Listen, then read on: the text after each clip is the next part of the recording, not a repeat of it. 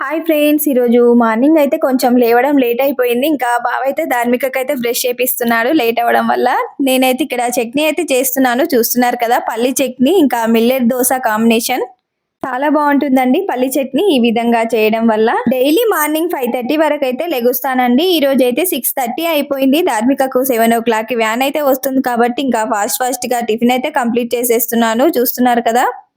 చట్నీ అయితే ప్రిపేర్ చేసి పోపైతే పెట్టేశానండి. తర్వాత లెమన్ వాటర్‌లో కొంచెం హనీ వేసైతే గోరువెచ్చగా చేసి ధార్మికకైతే ఇచ్చేసానండి. తన బాక్స్‌లోకైతే జాంకాయ, పోమోగ్రానేట్, కొన్ని పూల్ మకాని రోస్ట్ చేసి అయితే పెట్టేశానండి.